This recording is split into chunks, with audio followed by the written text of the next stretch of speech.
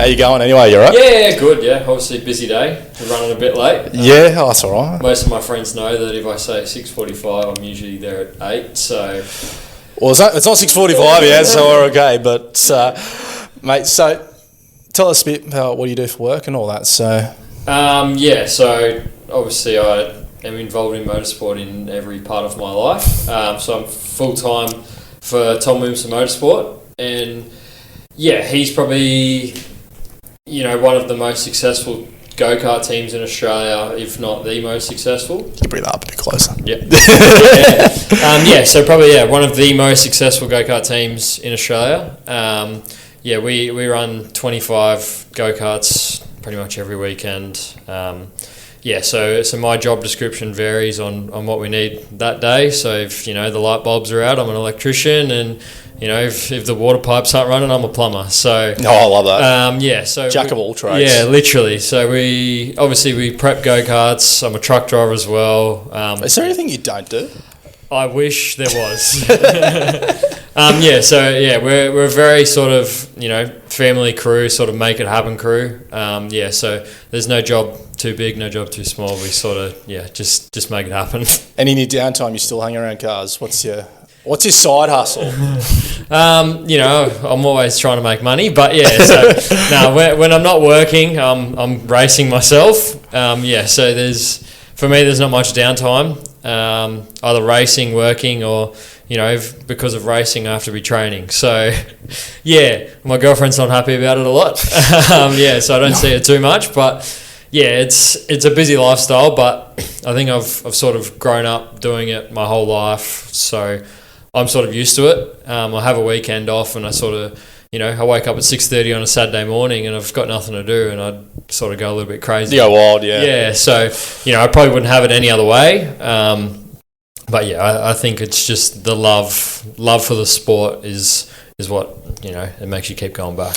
And your sport, you race in the Super 2 series, which is basically the junior feeder category for those the V8 Supercars. It's called Supercars now, but pretty much everyone still calls it V8s pretty much. But I've got to ask about how, we'll get into it obviously, but what does like a typical race week look like for you? For me, I think I'm probably a little bit different to most of the drivers. I know a lot of the drivers still do work other than racing, but I don't know if they're full time. Like I'm usually 7 days a week. So when I am racing, my race week's pretty much a Monday, Tuesday. I'm still at work, just trying to get a week's worth of work done in 2 days. And then usually Wednesday's our travel day, so I'll get to the event, Wednesday afternoon. Maybe I'll leave early Thursday morning. And then Thursday's a lot of, sort of media and, pre-briefs with the team, getting used to, what we're going to do that weekend, what's the plan, what's the strategy. And then it's usually Friday, Saturday, Sunday, we're on track. Friday's usually two practice sessions. Saturday's one quali, one race. Sunday's one quali, one race. Pretty busy week still, but once I sort of get on that plane and I'm on my way to the event, I'm almost relaxing a little bit. Yeah, chilling out. You sort of just like the fun part starts. Going exactly. Into there. Yeah. So you race, for those who don't know, you race for Brad Jones Racing, which is Brad Jones in the Supercars has been around for how many years? Like Brad himself used to be the is he known as the battler of Supercars? Would that be a decent term to describe, or I don't know what he's known as, but I'll tell you what, he's got some stories. Yeah, Brad, it's awesome. If you can get Brad to sit still for 10 minutes, you'll hear one of the best stories you ever heard. Give us one. Honestly, there's too many. There's too many, and you know what? I wouldn't do it justice. The way he's a great storyteller, and obviously. Brad's an awesome guy. I've known him for a lot of years through my boss, Tom. But like I said, he's a great storyteller. He's got plenty of them. So if you ever get a chance, you got to get one out of him. There you go. Mate, I'm introducing something new this ep. I didn't do this with Joe, the Hawks GM, the other day. By the way, listen to that if you haven't already, just a shameless little plug. But I'm calling this Quick Fire from the Gong Squad. Not the Fire Squad, Gong Squad. So I'm basically just firing a couple of quick hypothetical ones that just sort of get to know you. Yeah, all right? Beautiful. Right. So we're calling this one the Gong Pod Mount Rushmore. Yeah. So if you could nominate any person who's on your Mount Rushmore onto the Gong Pod Mount Rushmore, who would you nominate? So just anyone, an idol in your life or anything. Well, I'm going to sound a little bit cheesy, but I'm going to put my dad up there. I love that. Yeah. I love that. Yeah. You know, I tell you what, I would have made a lot of stupid decisions without my dad. And, you know, what he's done for me to not only race, but sort of just be myself and become who I am. You know, obviously I wouldn't be here without him today. Obviously, you know, I think mum and dad are almost the one as one. You know, they've both put all their effort and everything into me. So, you know, not only is dad up there, obviously mum's up there with... We can allow for two because we didn't do Joe the other day. Yeah, definitely.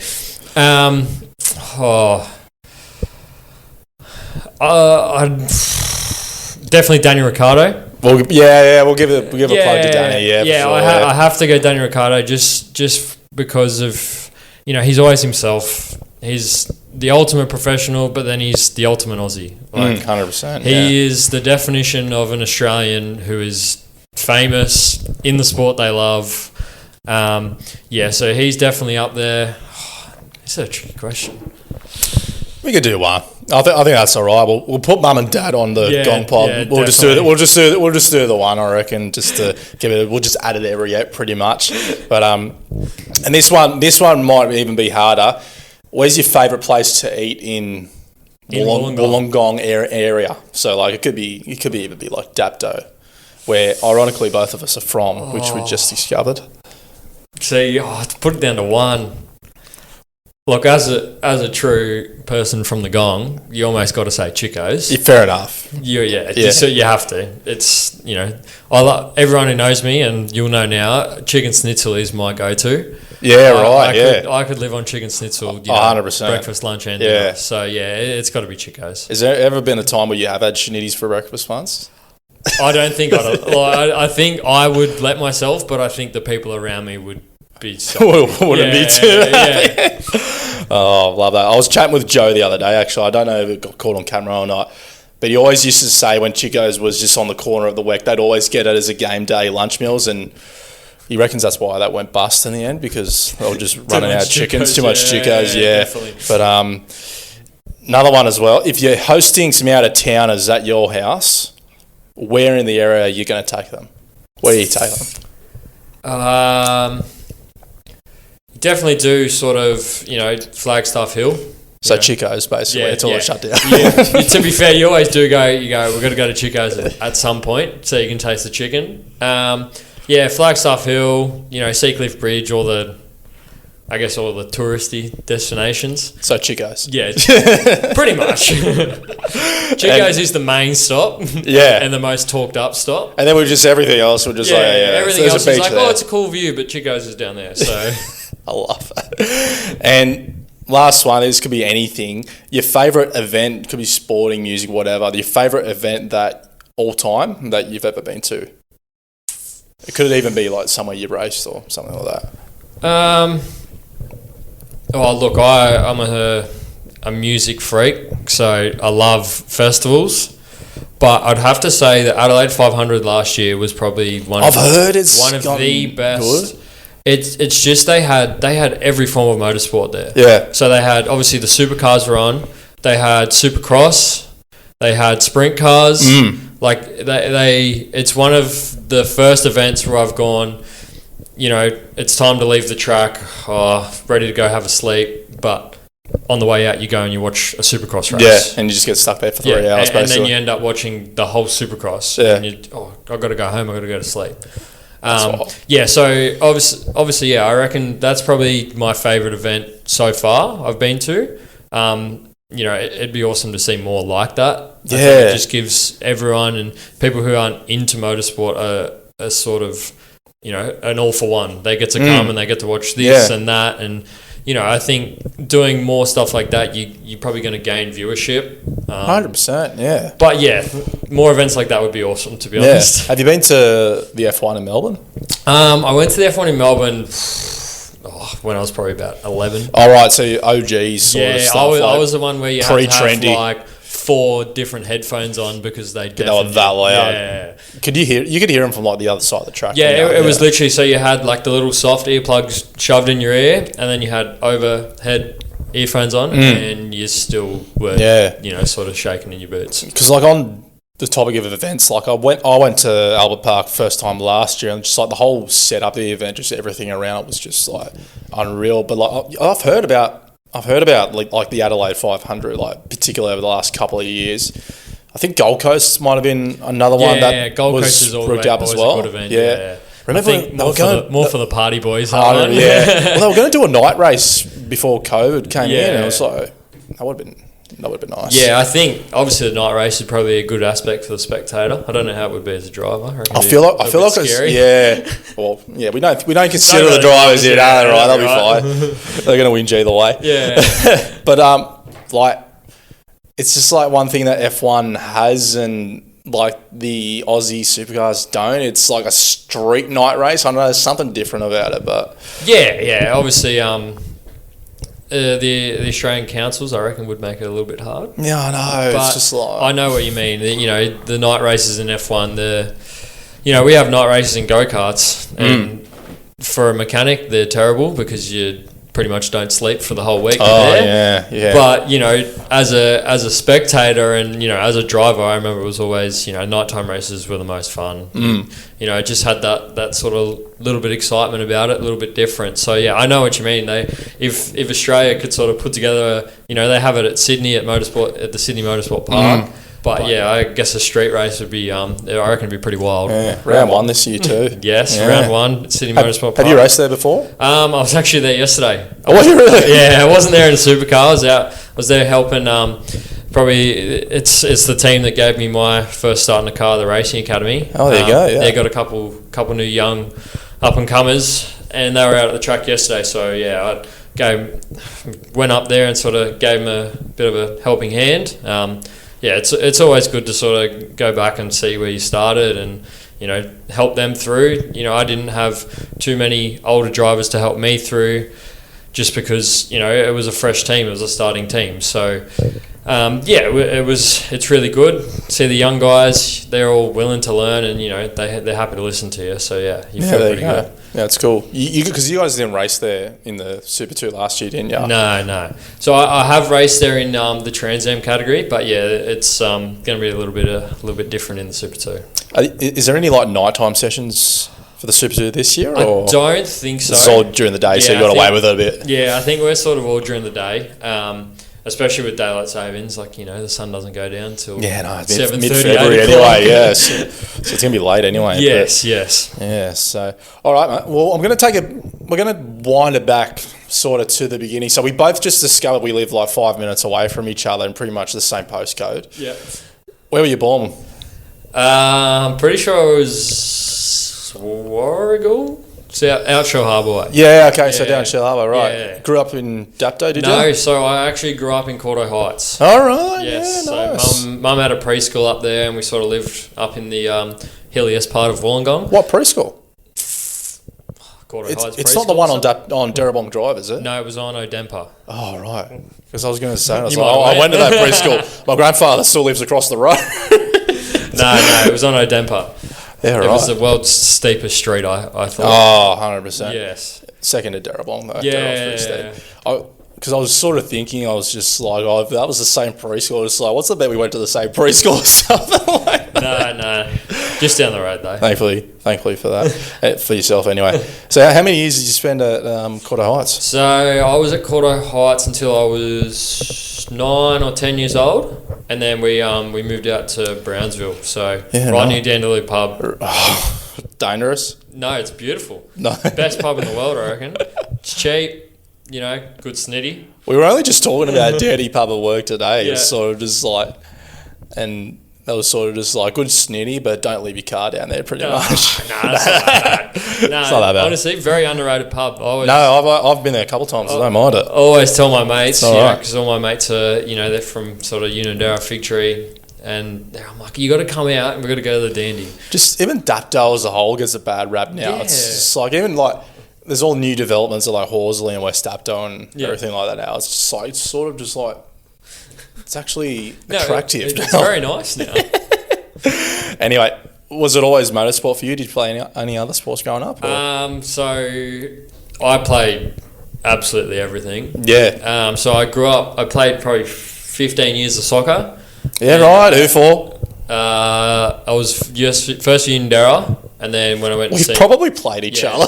Definitely. I reckon we have. That's wild. And then, I ended up playing for Westies when we went to, like, senior soccer. Yeah, right. But, I sort of... It got to the point where I was playing, 2 or 3 games a year. Yeah, because you were away for racing anyway, weekend. But, that honestly, if it wasn't that club, I probably would have finished a lot sooner. But they sort of, they'd put me down on the registration sheet every year and be like, just turn up when you can. Like, you'll be fine. We'll have a spot for you. So, it was good to have a club like that because I love soccer, so I still got to play, for a little bit. But, it got to the point where I was just too busy. It's too busy, yeah. Couldn't even go to training. Yeah. So, unfortunately, I had to give it up. I've always said to my mum, because my mum loved the soccer, I'll go back and I'll play over 35s when I'm old and I can't it's walk. breaking down anyway. Yeah. I got a test in memory. Did you play for West 18s in 2016? I'm testing the memory here. Yeah, I would have been there. You did? Yeah, because I started up for West when I was 16. Yeah, so I was at West for like 2015, 2016. Yeah, right. So we definitely play against each other. I play for Albion Park. Oh, did you? Yeah, definitely. There you go. Wait, what spot did you play? I was a midfielder, so I was everywhere. Maestro. I was just running. I was just the big dude at the back. Shock horror. I was just that kid that was like really fit. So they're just like, you just go in the middle and you just keep running. Yeah. And I'm like, okay, sweet. Yeah, cool. That's all right. Done. You do realise I'm going to go back through photos now of our game and just try to find one. Yeah, you'll find How good was that? So, when did you start karting? So I actually got my first go-kart when I was 5 or 6. I started on motorbikes, but I crashed a lot. Oh, so mum was pretty much like, no more motorbikes. So, Dad being Dad, he was a racer himself. So within, a week, I reckon we had a go-kart. What did your dad race? So he just raced in production. So he raced just race cars. Yeah, he actually started on motorbikes as well, but he got to the point where he was spending more time in hospital than on the bike. I'm starting to see a trend here. Yes. Yeah, so he gave it up obviously, and then he got into race cars, and he was pretty into it when I was young. So it got to the point where he's like, oh well, if he can't ride a motorbike, we'll get him a go-kart and see how he goes.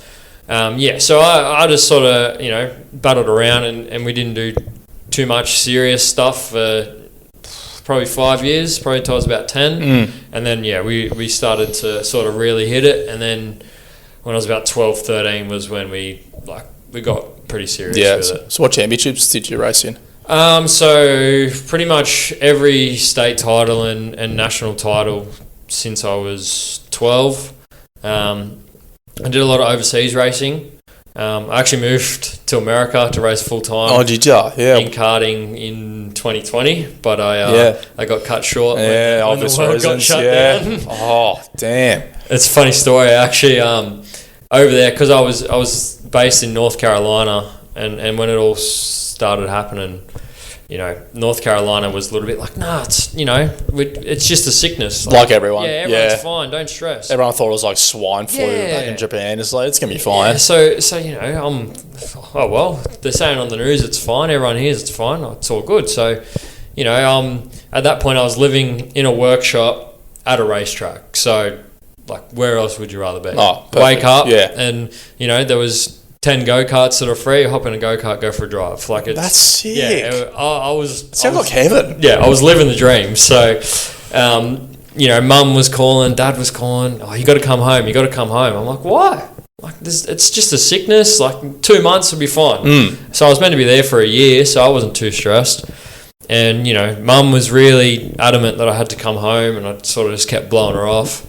And they woke up the next morning, 4 a.m, phone's dinging, what's going on? Looked at my phone, I've got a flight booked, got to be in the Borders are airport shutting in, down. Yeah, And 4 hours, and I wasn't happy, but I sort of packed my bags and unwillingly went to the airport, and I've hopped on the plane. You know, I wasn't very happy. Got home, walked into customs in Sydney, and like full hazmat suits. Yeah, right. Everyone's got a mask on, and you know, I've walked in like this, and I'm like, what's going on? And Sydney's garbage to get out of at the best of times. And you know, so I'm like, oh, like this is pretty serious. So I've got my bags, I've hopped in the car, and you know, I've asked Mum, like, what's going on? And then you know, I sort of started watching the news, and it was wild. And funnily enough, I got home. I think it was 10:30 at night, and at midnight that night, hotel quarantine started. Oh my so god! I So you just got out of in. hotel quarantine. Jeez. Yeah, so you know, everything happens for a reason, I guess. Yeah. I'm glad. Saved you 2 weeks. Yeah, glad I didn't get stuck in a hotel for 2 weeks. Yeah, right. Yeah, so you know, going back to your original question. We were talking about karting. Yeah, we're just so like. You went to Europe. I feel like Europe was before America, wasn't it? Talk me through that. So what did you race in Europe? When did you go over there? So Europe was almost a yearly event for us. We'd do our full season in Australia, and that'd finish in about August. And then, you know, late October, early November, you'd sort of, you know, bang, we'd go into Europe.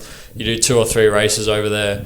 Most of the time it was Rotax Worlds, and then it was funny, on your way home you'd stop. They got a street race in Vegas for karting, which is it's pretty sick. That's mad. Yeah, it was almost like I said, it was a yearly occurrence. You know, you sort of finish up your season, start getting ready, and then you'd fly overseas and be there for 1 or 2 months. So what tracks did you race at over there?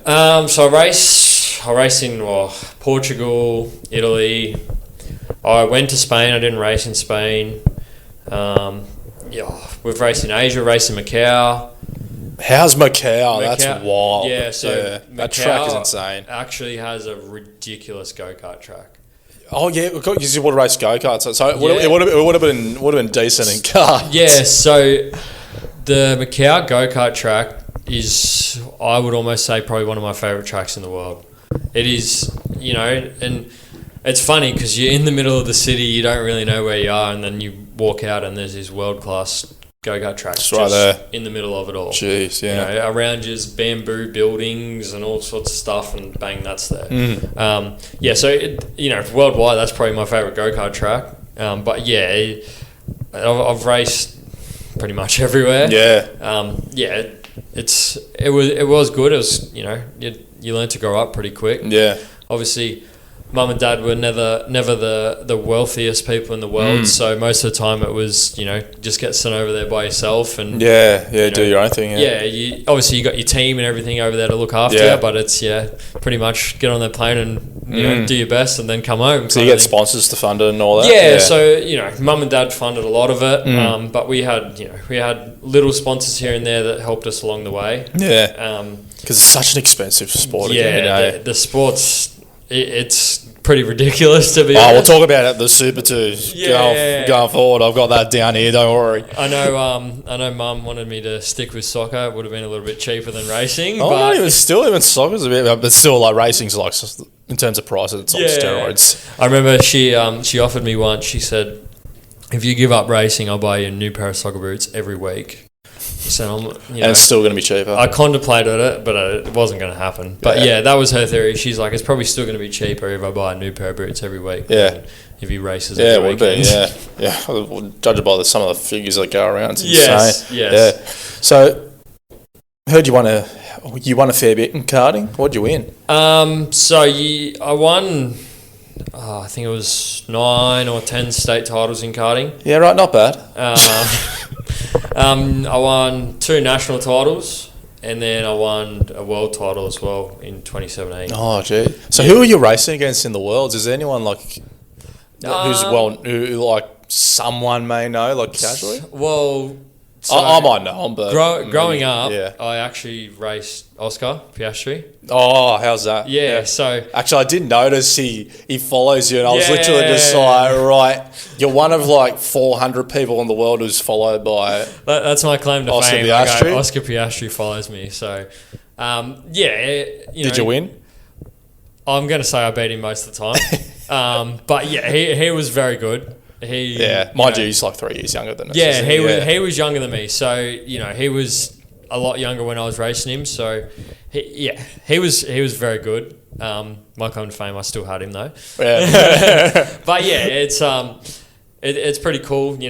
Most of the guys growing up racing against, I raced a few of the supercar drivers as well. But I think everyone remembers where they came from. Which supercar drivers? So I raced Will Brown, Thomas Randall, pretty much all the younger ones. Yeah, they were always that little bit older, so I was sort of just getting into their class. Yeah, but you have been racing against the big dogs, all right? Yeah. So, but like I said, they're all really good guys. Yeah. They've always got the time of day to come and chat. If they can help you in any sort of way, they do. But yeah, it's cool to see that they all sort of remember, and we all sort of remember where we started. We're all just go-karters back in the day, and it's pretty cool to see that.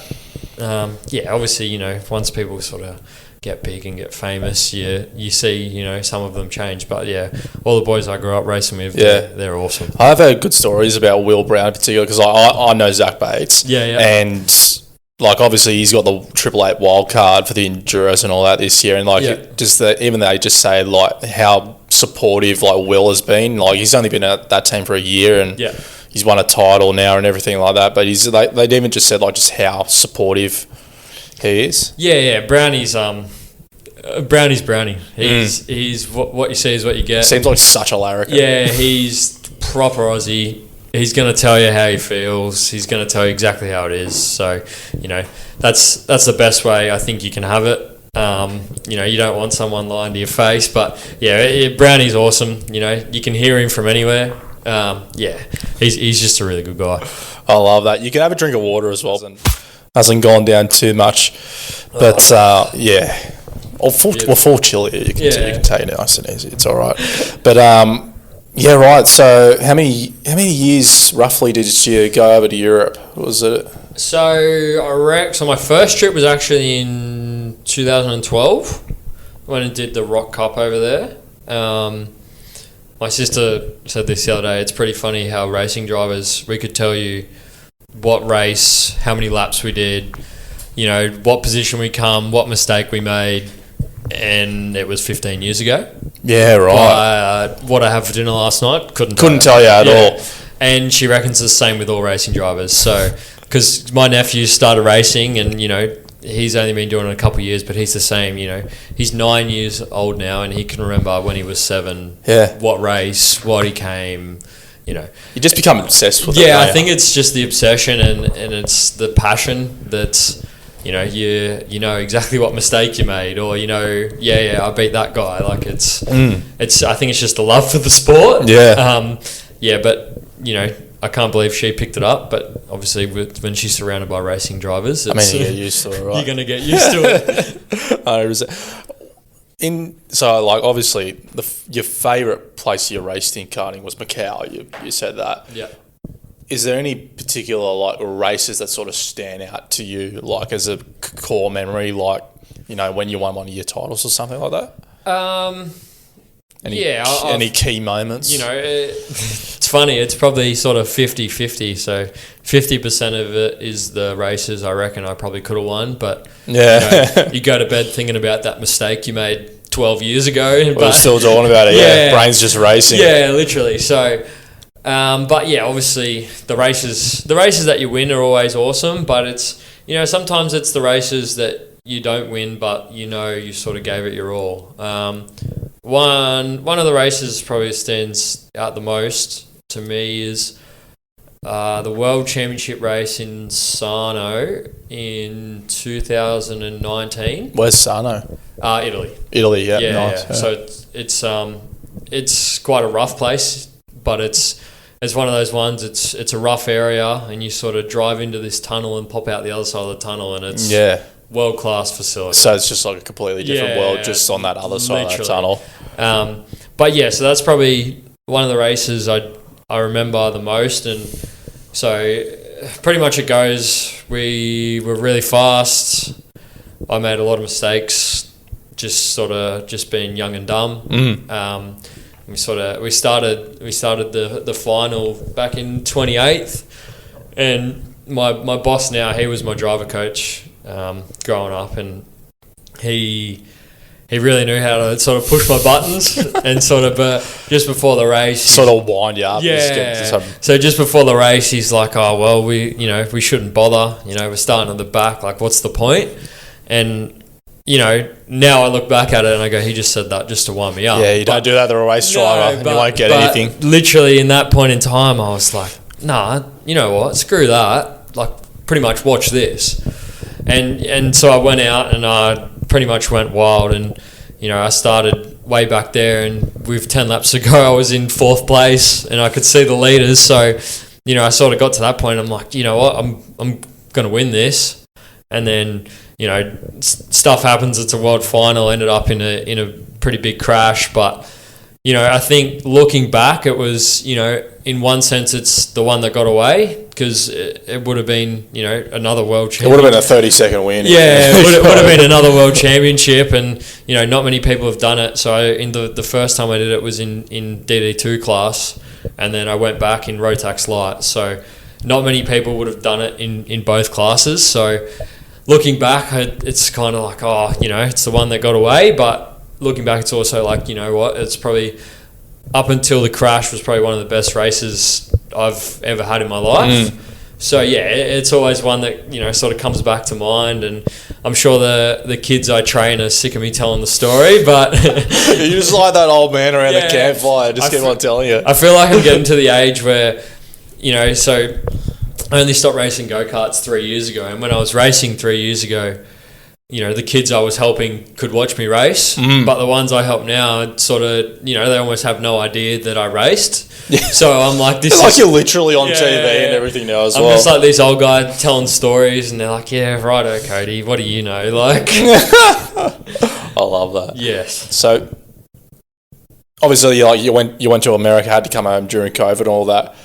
What happened basically from there? Because everything just shut down, 2020 in particular. Yep. I feel like Supercars, it was a lot easier, not easier, but in terms of like social distancing back then, it was a lot easier to just not have fans and distance teams and all that.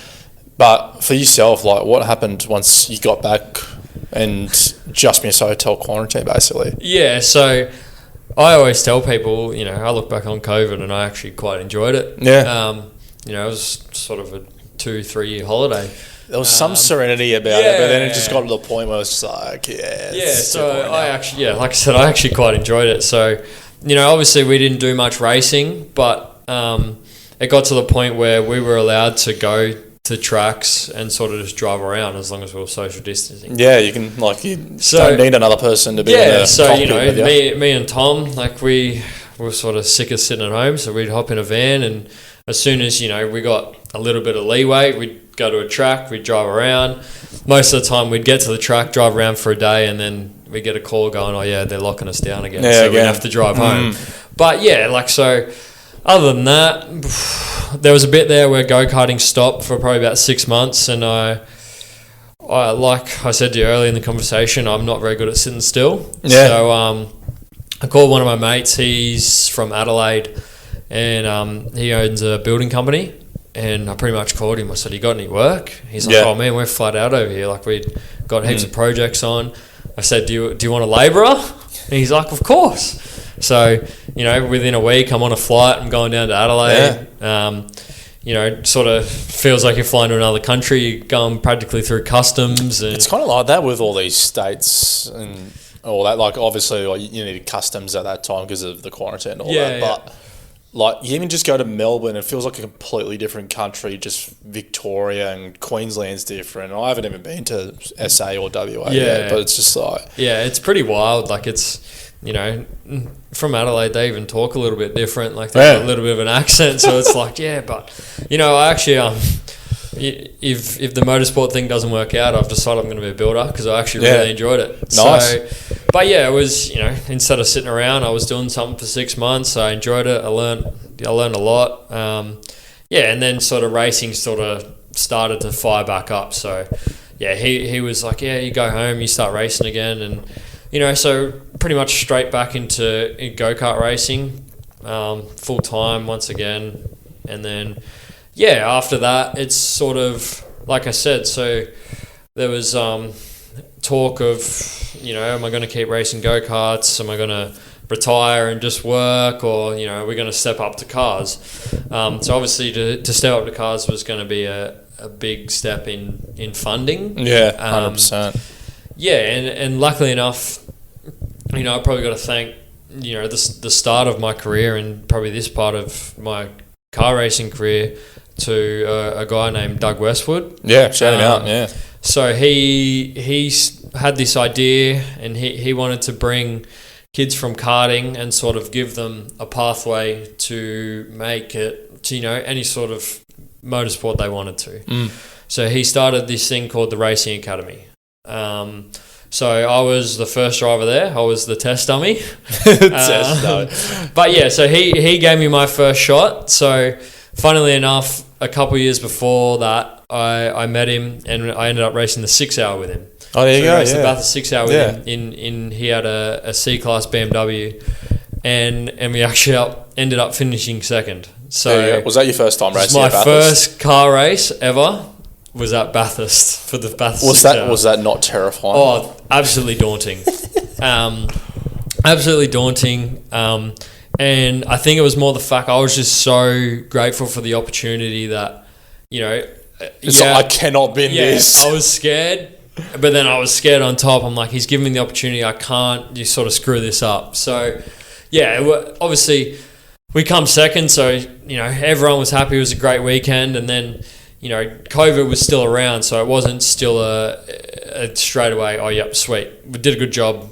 We're straight to V8 Supercars kind of thing. So, it took a bit of time. And like I said, once he figured out that he wanted to help and support me, we sort of looked at the options. We didn't know what we were going to do, and we ended up sort of choosing the Trans Am Racing Series. So it's Trans Am Racing Series is the closest thing I compare it to. It's a NASCAR. So they look like NASCARs. It's pretty much just. It's quite funny. It's a race car shell. It's got pretty much just a very simple body underneath it. Got a crap load of horsepower in the front of it. No brakes. Tires are slippery, and it's pretty much just go drive. Yeah. So, great fun. It was a good thing for me to learn how a car handles, and that was sort of my first taste of racing a car. Yeah. So what was it like transitioning from karts to cars? Was it a world of difference? It's a very big step. Yeah. I was lucky. I think I'm a little bit different to the traditional. The traditional is, you sort of get to 18, 19, and you make that step into a car. Yeah. Where I was 23. Yeah. So I think it was a benefit for me because I was that little bit more mature, and I had so many experiences in my racing career. Even though it was in a go-kart, I'd had so many experiences over the years that I was adaptable, and I could sort of understand it a little bit more, and I was mature enough to go, you know what, this is something completely different. Even though I've done so much in go-karting, this is a completely new beast. I can't treat it lightly. I have to, respect it and sort of learn the proper way to do it. Yeah. So in one sense, I'm like, I wish I got there when I was 19 because I'd be years ahead of where I am now. But I'm also probably thankful that it happened when it did, because I was, probably at the age where I can take full advantage of it, if that makes any sense. So where was the first time you got into one of those cars? The first time I drove one was at Wakefield Park, I think. Yeah. And that was with Waltech Motorsport. I Yeah. remember that. Yeah. So, yeah, that was the first time I drove one, and I remember, you come in and you can't get the smile off your face. Yeah, it's just like this is like Christmas. Yeah, definitely have a change of undies as well, because it's sometimes you scare yourself. It's completely but, different speed. Yeah, definitely. But yeah, obviously it was a great experience to start with, and then it sort of just went crazy from there. It ended up racing the whole series, and Where was your first race? The first race was at Simmons Plains. Not too so that's bad, in yeah. Tasmania. Walls are a little bit further away. So definitely a daunting experience, and I think just it was one of those weekends that probably in a racer's eyes, not a good first weekend in a race car, but you look back at it now and it was a weekend that sort of it made you want it that little bit more, made you want to work harder at it. So like I said, in hindsight, probably a very good starting weekend, but if you asked me that on the Sunday afternoon after all the racing, I was not happy. So yeah, it, like I said, everything happens for a reason. It happens how it does, probably to make you better. But yeah, that was definitely a big first weekend in a race car. Was there any race that year that stands out to you as sort of just like, that was the pick of the bunch? Yeah, so the race that year would have been, I think it was round three at Winton. That was where, myself and, as a team, we're a first year team. Everyone was fresh, mechanics were fresh, engineers were fresh to that sort of car, drivers are fresh. And we went in qualifying, we put it on the front row. So, nice. That was, I think, our turning point in the season. That's sort of where we all sort of came together and we, everything clicked at the same time. So we ended up, finishing on the podium every race that weekend. So, worked well, yeah. Yeah, that, like I said, that was the turnaround round, or the, sort of the round where everything clicked. And then from there, the season, we had our bad races, but for majority of the rest of the season, we were pretty much on the podium. So completely scratch that. Someone's trying to call me, but we'll keep tracking along. These pod mics are taking well care of ourselves. So, and then that comes to last year, 2024 Super 2.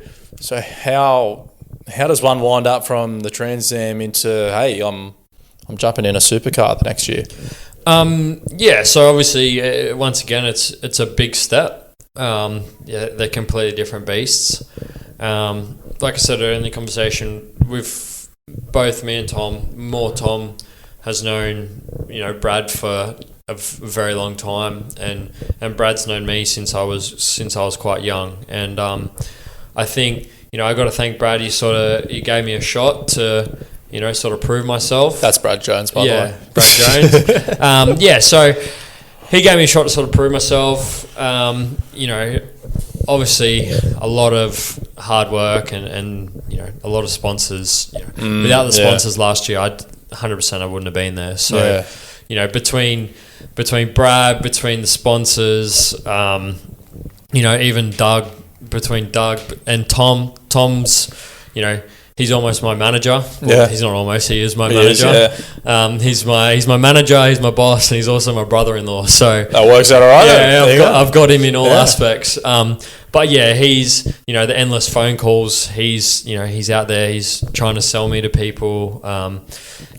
Without him, it probably wouldn't have happened. But it's one of those things where you can rattle off the list of people that have helped you get there. But I think the people that have helped me, they know that I appreciate it. They know who I am. So yeah, everyone sort of chipped in to get me there, and then obviously being there was a whole new world. Yeah. So I love to chat a bit about Super 2 because like everyone in your world is just like, it's so expensive to get in, and like the sponsors, basically if you don't have a big enough one, you can't do it. It's just so cost heavy. Like, how much is a round in Super 2 offered? Big numbers. Look, I don't know exactly how much.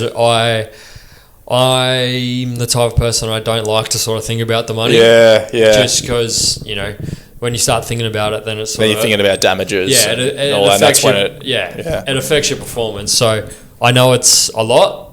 And like I said, without the sponsors, I definitely wouldn't be there. I'd just be sort of sitting back working with Tom. Shout out full sponsors time. if you want. I can see you got one in your sleeve. Well, that's pretty.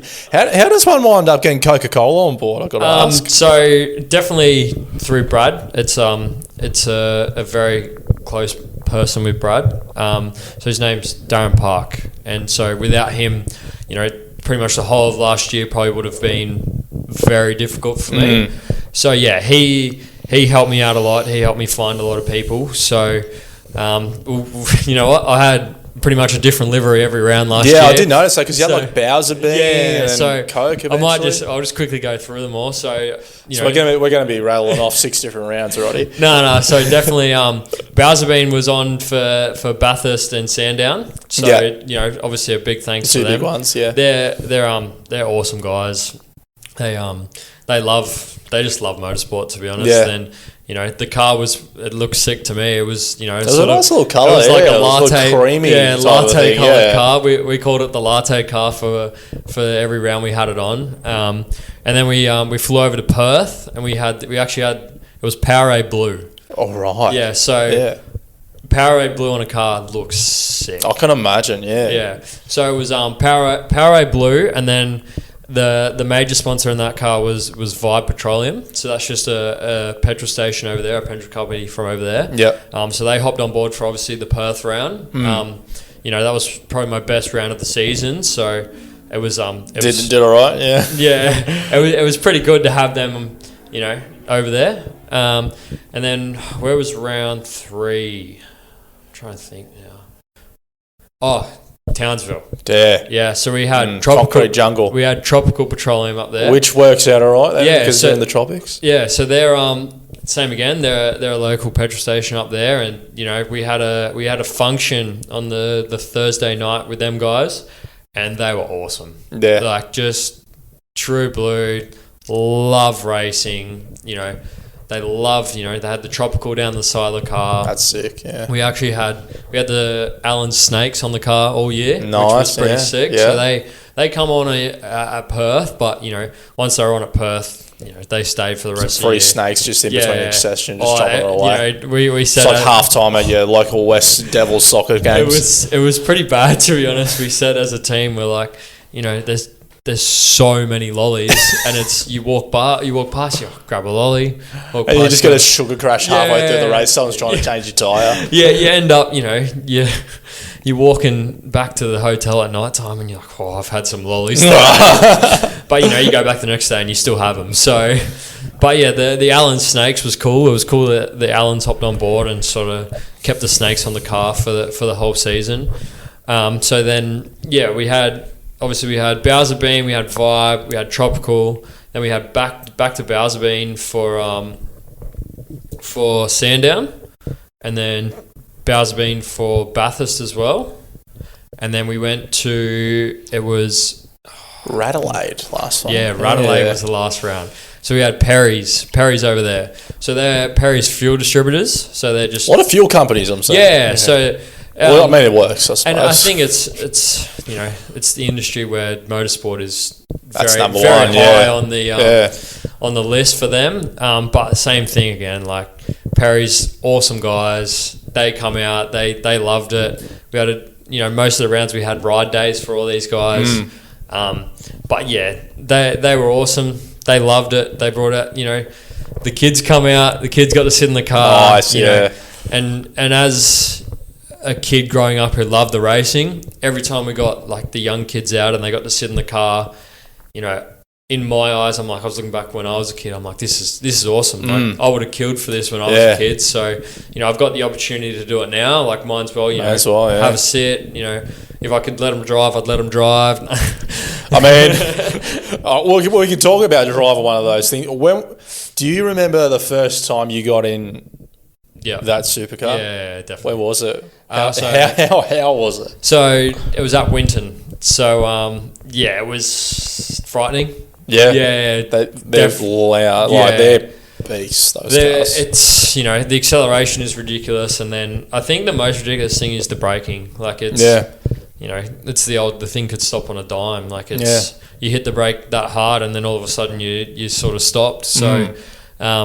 I think it's just overall the thing's just a beast. Yeah. I remember the first time I drove it, I thought it was trying to kill me, but once you sort of get a hold on it, it's you smile every time you come in. Yeah, like because people don't actually realise it's a proper workout in there. Like, it is a proper sport, and people just think, I sit in the car all the time. But the amount of G-forces going through your legs in particular, like, you got to have to train for it. Yeah, so obviously I do a lot of training, and, I'll give a shout out to Macca Jones. Love that. Yeah, so... Supercar driver. Yeah, supercar driver. Jones, so, obviously, I've been pretty close with him, most of my racing career. He's helped me out as much as he can. And he's a runner, he's a trainer, and he's a track star. He yeah. I had to. Sorry, anyway. Yeah, of course. But yeah, he at the end of probably mid last year, I was doing a lot of running, but I was sort of struggling to get the motivation to do it. And he told me, he's like, all right, let's pick an event, a running event, and train for it. And he's like, we're going to start training for that, and that's going to be your training. I'm like, oh, righto. And so we ended up training, and like that was almost my, I was fit before then, but that was my turning point. That's when I started to get really fit. So without him pushing me, and I have a lot of people to push me. I've actually got a trainer from Wollongong. Nice. He's just started his own sort of thing, I guess you'd call it. It's more a performance center now, so it's Rob Jamison. Yep. So he's just started Proform Institute. Nice. So he's helped me out more with the strength and the and the dieting as well. And then I call Macca my cardio guy. So he's the one that just sort of, he's like, this is how far you're running. Oh, righto, thanks Macca. But yeah, between those two, I'm as fit as I can be, and obviously you can be fitter, but in a car like that, it's ridiculous. So it's like, even in karting, like, because you're so close to the ground. Like, I just went to a civil karting track in Newcastle earlier in the year, late last year, and because you're so close to the ground, like, by the time you're done with it, you can probably feel your pecs like the day after, in like one of those normal karting places. So you can only imagine, like, even just like in proper hyped up karts. Because how quick did your karts used to get up to? So we had my last few years in karting, I was racing the KZ class, and there was a track in Queensland that they shut it now, and it's a shame, because in a KZ there you'd probably get to about 155. That's quick in a car. We're talking 155, and you're like 20 mil off the ground. Yeah. So it feels like 400 in a car. Yeah, it feels rapid. But yeah, so honestly, physically, a go-kart is probably a little bit more physical than a race car. I'd imagine. Purely just like there's no suspension. And you don't have as much seat belting on as well. There's no power steering. Like it's pretty. It's you on the ground. It's raw. Yeah. I have severe back problems because of a go-kart. Here's Lewis Hamilton complaining a couple of years ago about the porpoising in the Mercedes, and then you guys are just like, yeah, literally.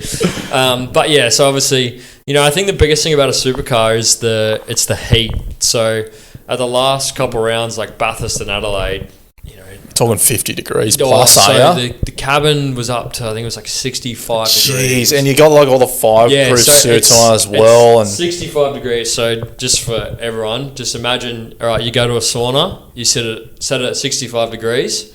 And you're wearing a suit and helmet. And then you go home and you get your skins. You put long skins on from your wrists to your ankles. Then you put long socks on. Then you put a race suit on, which is fireproof, so it's thick as. Then you put your boots on, helmet, but actually balaclava before your helmet and gloves, and then go sit in the sauna. So no ventilation. No.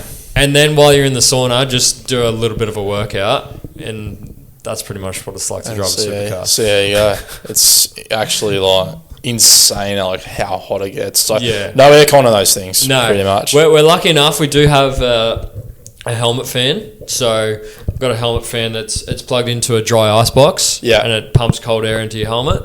And then for real hot days, we have it's called a cool suit. So it's pretty much like a thermal shirt, and it's just got all these, sort of, I guess it's not wiring, but it's sort of an element through it that's plugged into that ice box as well, and it just pumps cold water all through there. How cool? How much reprieve does that give you though? Oh, so my mechanic TK, he's pretty funny. I think it was like the first race of the season, and I told him it wasn't cold enough. Yeah. So for the rest of the season, he made sure it would almost burn my skin. It was that cold. It was that cold, yeah. But it's one of those things. Like when you first put it on, you're like, oh, it's a bit cold. But 20 minutes into the race, you're like, nah, this is nice. Yeah, it's nice now. Yeah. So by the end of the season, we're starting that thing like pretty cold, like sort of -8. It's starting at, and he used to laugh as soon as we'd plug it in, it'd jump up to almost 0. So. It's one of those things, by the end of the race, it's almost back at sort of 5-6 degrees. And 5-6 degrees isn't that hot. But when it started at -8, it's starting to get pretty warm. It's getting warm. Yes. Yeah, wow. So, ironically, your first Super 2 race was where your first car race was literally the most well-known track in Australia at Bathurst. Yep. And I was actually there that weekend. And the one thing I remember about the Super 2 that weekend was... I reckon about 90% of the racing was behind a safety car because everyone was just smashing into each other. Yes. But like we sort of touched on it a little bit earlier about like how wild Bathurst is. And it looks wild on TV, but even still, like if you've been there, like TV doesn't do it justice at all. No. Like even the steepness of like Forest Elbow, for example, because the camera's so zoomed in, you don't realise that it's literally like a steep hill, just that one corner. Yeah. What was your first... Do you remember your first lap going out there in one of those things? Oh, obviously, going into the weekend, like I said, first round in a supercar. It's got to be at Bathurst. The first sort of thought was pretty much survive. And then, you've also got that second thought as a true racer of... we're here to do a job. Like it's survive, but we've got to do it quickly, pretty much. Survive quickly, yeah. So obviously, pretty scary to be honest. But the more comfortable you get, the easier it gets. Because like the walls, literally, like some tracks, like if you're watching F1, have track limits, and then the curbs, and then the gravel. Yeah. This place is literally track limits wall. Yeah. The wall's track limits pretty much. Yeah. So it's the track limits are pretty self-policing at Bathurst because there's big wall sitting there. So I'm glad we got to go back. So we went back at the end of the year as well. Obviously for the 1,000. Which I thought was awesome for us because the first weekend was daunting there, but you sort of knew what you're in for when you went back. It was a lot quieter the first weekend in terms of people because it was so last minute. Yeah, I think Newcastle pulling out and all that. Yeah, it was just basically just run it for the sake of it. Yeah, it was. I think they had to have a round somewhere. And, if you get to race Bathurst, twice in 1 year, you're not going to say no. It's very daunting track, but I think now I've sort of got the experience around there. It's made it a little bit easier. Yeah. Well, obviously the 1,000 is the biggest weekend on the calendar, and it's packed full of people. And obviously, like I remember the support category paddock in round one. It was so empty you could literally just walk straight in. You could literally walk into the paddock without a paddock pass if you wanted to. No one was checking. Whereas the 1,000, it's literally just like you're out. Secchies are there and everything. It's just so busy. Yeah. But how was your first 1,000 weekend? Obviously, growing up a race fan, I've been to the 1,000 weekend, almost every year I've been alive. But, racing there was a little bit different. It was a little bit different in the sense that, it's not that I didn't enjoy it, it's just I enjoyed it in a different way. You're zoning in a bit more. It's sort of like you're there to do your job. You're there to, do the best you can as a racer yourself. So all the other stuff that you usually enjoy is a little bit sort of pushed to the side, but it's still, the atmosphere there it's wild. It's, it's Bathurst. So it's one of those things that, once you've been once, you'll never forget it. But it was, like I said, a little bit different this year, but it's not like I didn't enjoy it. I still got to race a car around Bathurst, so it's a pretty good weekend. And your last race was Saturday anyway, so you could still enjoy the Sunday and all that. Yeah, it was obviously I spent most of Sunday sort of just in the BJR pit, just sort of soaking it in and trying to learn as much as I can. But yeah, it's obviously you still get to enjoy the big race, and when you're in the pit, you get to enjoy it with a little bit more information. Yeah, 100%. What was probably the race that stood out to you last year? Was it that Perth podium? It was podium at Perth, wasn't it? So I was just off it. Yeah. So it was fourth. So yeah, obviously that race was obviously the standout for the year results wise. I think maybe not a race, but I had my last qualifying session at Bathurst at the 1000. That for me, that's probably pretty memorable because it's I did a decent lap, but it was a lap around Bathurst where it was on the edge. It felt good, yeah. You sort of finished the lap and you're like, wow, I didn't really have much left in that. So it's a pretty good feeling when you can say, yeah, I sort of ragged a supercar around Bathurst. That's pretty sick. Yeah. So yeah, biggest memory is probably that. But obviously, the highlight of the year results-wise was definitely Perth. Yeah. So when did you find out you were going around again this year? So it's actually all a little bit still disclosed at the moment. Okay. Well, we'll keep it quiet then. Yeah. But I thought it was out there. No, we haven't had a press release just yet. Ah, gotcha. Okay, so someone's leaked it. Yeah. So obviously it's good to go again. It's good that I can do a second year. With a little bit more experience, so last year you weren't going in blind, but you're going in sort of, a little bit behind the 8 ball. So going in this year, sort of knowing what you're in for, the team you gelled with, the engineers you gelled with, you know the car a lot more now. So yeah, it should be, I'm hoping for a little bit of a better year. But yeah, as a racer, you're always looking for a good year. Yeah. What's the goal?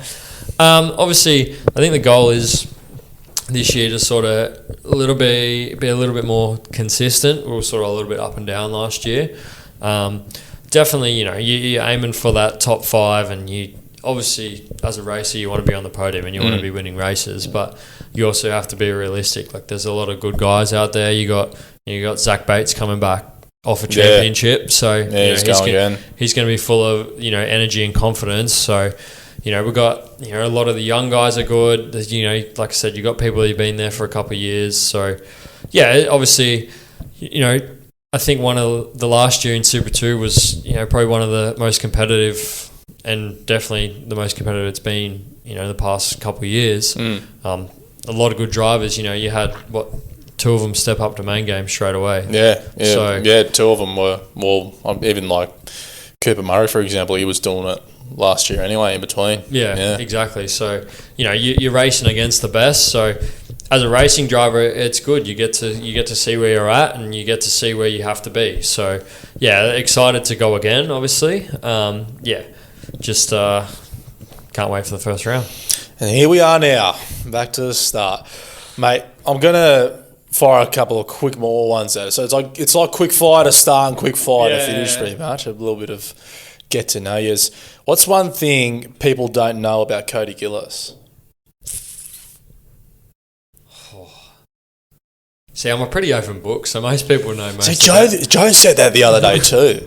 I think it's hard because I say the people that know me, but the people that know me are pretty much the people I've just said hello to. Yeah.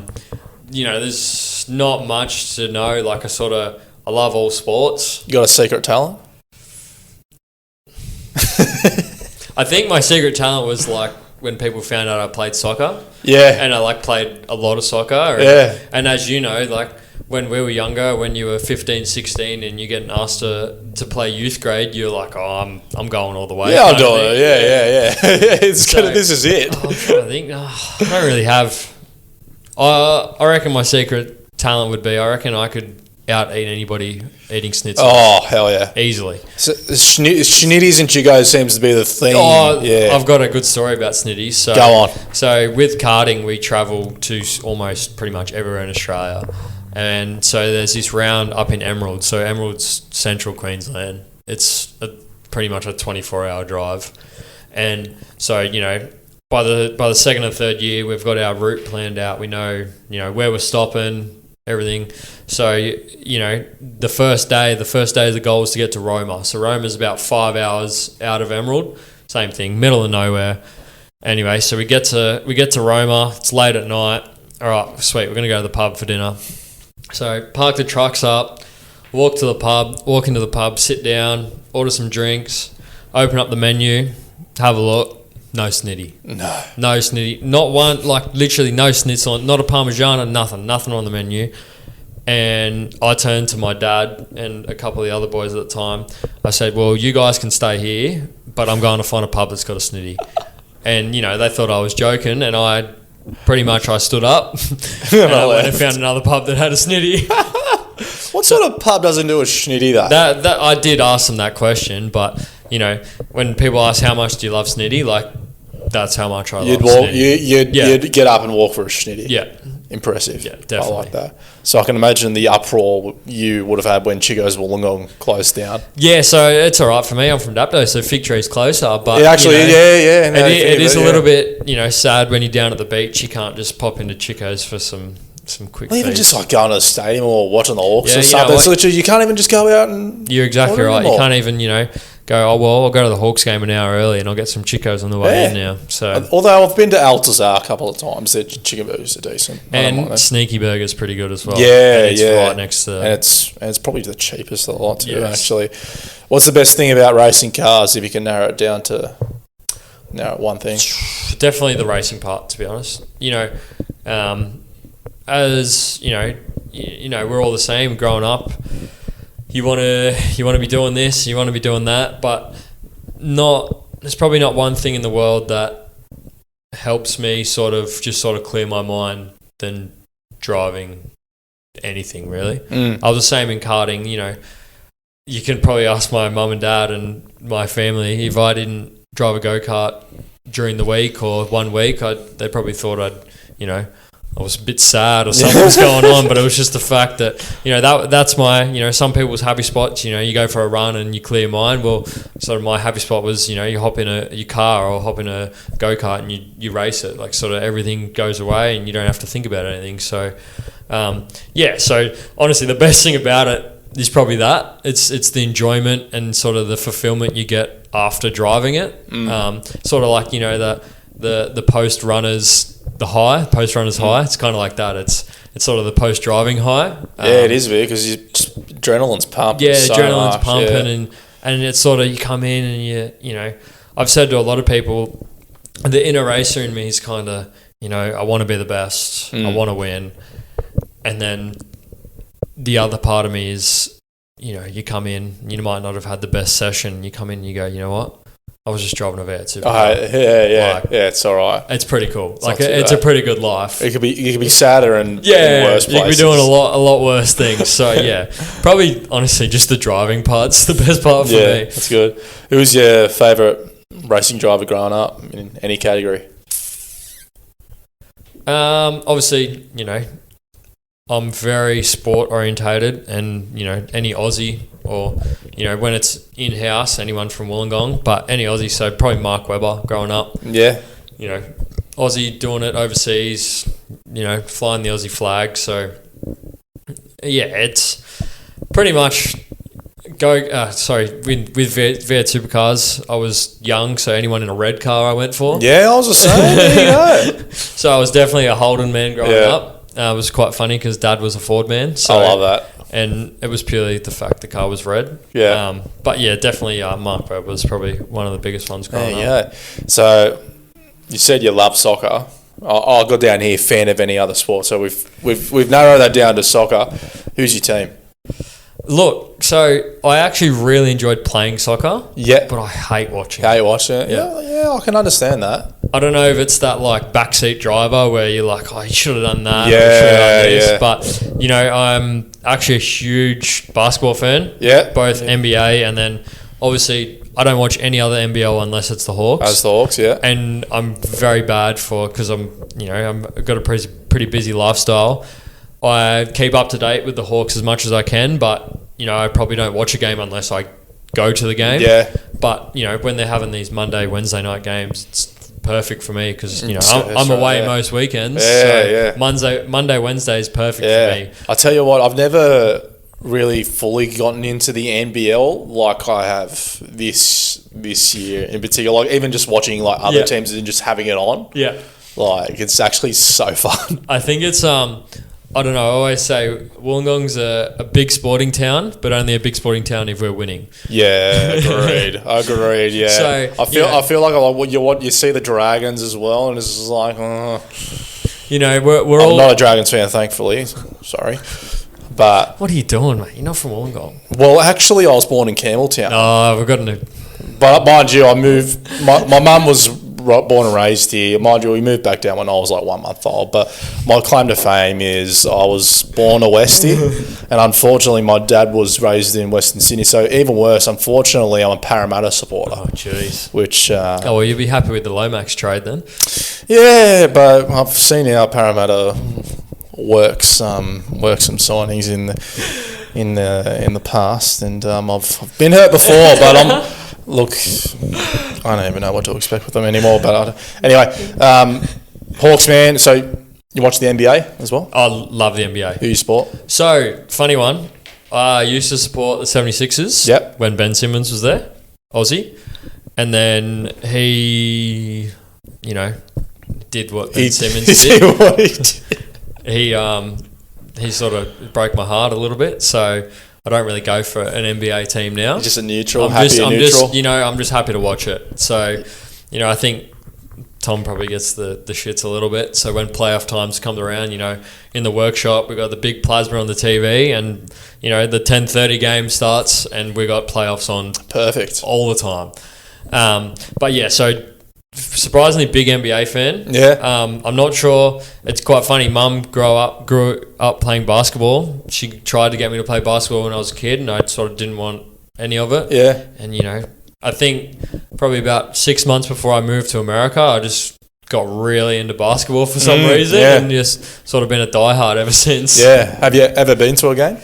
Yeah. So when I was over there, I went to a couple of basketball games. Obviously, a big fan. And then the guy I was working for, it was quite funny. We were away racing in Miami, probably 2 weeks into being there. And the boys that I was working with told the boss, they're like, oh, Cody loves Philly. Like he's a Philly fan, diehard. And he's like, oh, really? Anyway, so that weekend when we were there racing, Philly was playing in Miami. Oh, perfect. So he didn't tell me or anything, but, we left the track one night. He's like, oh, I'll have a shower and get ready. I'm like, oh, we're going out for dinner. He's like, no, we're going to the NBA game. Hectic. I was like, oh, sweet. Anyway, so we get there, and I'm like, oh, this is awesome. And I'm thinking, what? He's booked the tickets, late. We're going to be, nosebleeds, but, I'm at an NBA game, so, who cares? Yeah. And I don't know what favour he called in, but we've, showed the lady our tickets, and she's like, oh, right this way. And we walked all the way down, and we were second row. Dude. And I was just like, what? And, I think he loved it because I didn't take the smile off my face the whole night. Wow. But yeah, it was a pretty cool experience. If, to anyone, if you're ever in America, I'll just go to an NBA game because the atmosphere is wild. Sick, yeah. When I went over there, I was in LA, I watched the Clippers and Portland, the Blazers. And I didn't realise at the time, the sort of heavyweights I was watching. I was watching Carmelo Anthony, Kawhi Leonard, Paul George, Dame Lillard. Yeah. And I was sitting, and I didn't understand. I roughly knew these names, but I didn't realise these big swingers that I was watching. But on the topic of Philly as well, I've got a family friend who he travels to America for work a fair bit, and for some reason, their business is always in Philly. Yeah. So he's been courtside at Philly. It's just he's got Joel Embiid right in front of him. It's just he's showing me these videos. So I'm just good, nice business trips. But you into footy or anything domestically? So I'll obviously watch NRL just because we're Australian. Yeah. Sort of. Me and my sister were die-hard Dragons fans. So we were Red V members. We actually, when the Western Stadium was the original part, we actually had front row seats. Yeah. So we were front row seats for, I reckon, 3 or 4 years. The year the Dragons won, we were front row seats. Oh, perfect. Yeah. And then, it's awesome that they build their new big Western Stadium, but when they built that, we lost our front row seats. Oh, yeah. So ever since interest. Yeah, so ever since that, it's sort of like it died off a little bit. Obviously, when I'm home, I'll go and sit on the hill with all my mates and watch the Dragons. But it's nothing like when they're winning. Like I said, Wollongong's a very good sporting town, but when they're winning, it's packed. Like it's now the Hawks are winning, and you can barely get a seat in the place. Yeah. But yeah, it's I watch a lot of footy. Same thing. I like watching sports when the finals come around. Yeah. I like the real professionalism. It's like when you watch Penrith play. Like I'm not a Penrith supporter, but I love watching like good sport. You just got to appreciate the greats. I think it's I like to appreciate really good sport. Obviously State of Origin as well. Die Hard New South Wales. Yeah, of course. Yeah. Of course. A little bit of footy, yeah. Yeah. Not too much. All right, and last one, favourite music artist. Or favourites. I was gonna say Dom Dollar, but everyone would be like, I like Dom Dollar. I'm like, that's acceptable though. Yeah, but I liked Dom Dollar like 10 years ago when he wasn't. Oh, you're an OG. When he wasn't Dom Dollar. But honestly, I reckon my favourite music artist is James Hype, purely at a festival once. Same thing, before he was, big James Hype. He was on at like 3 p.m. Yeah. And there was no one there.